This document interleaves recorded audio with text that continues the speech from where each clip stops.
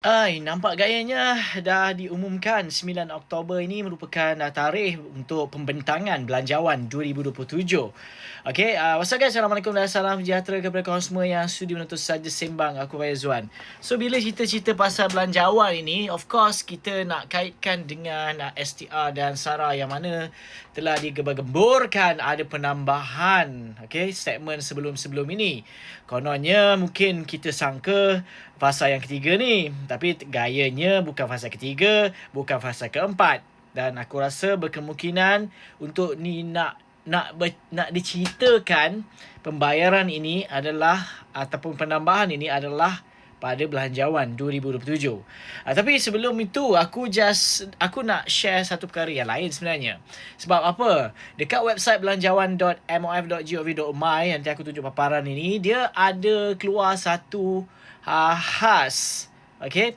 Khas yang mana korang boleh pergi kat sini untuk korang pergilah untuk memberi cadangan Belanjawan 2027. Apa yang korang nak cadangkan? Apa korang nak cadangkan?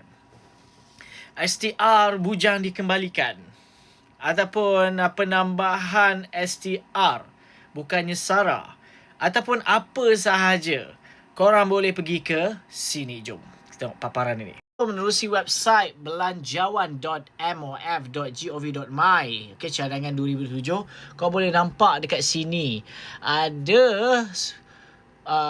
satu paparan yang boleh korang suarakan pandangan dan aspirasi anda untuk masa depan.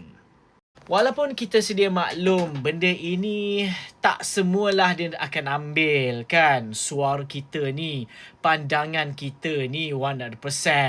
Ada kalau macam benda yang kita rasa kita nak macam ni, biasanya dia akan pandang sebelah mata sahajalah untuk menilai dan dijadikan untuk orang kata belanjawan itu sendiri.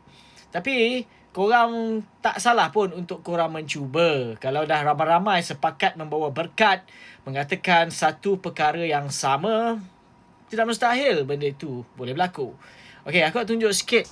So, dekat website ini korang bolehlah bermula dengan langkah pertama ni, langkah kedua, langkah ketiga, semakkan dan selesai.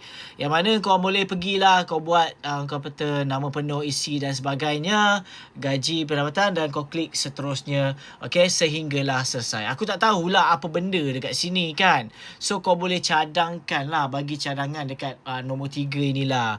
Macam mana yang aku cakap tadi, korang bagi warga bujang yang mana nak dikembalikan sekali lagi STR itu kan. So tak salah pun untuk korang orang kata ramai-ramai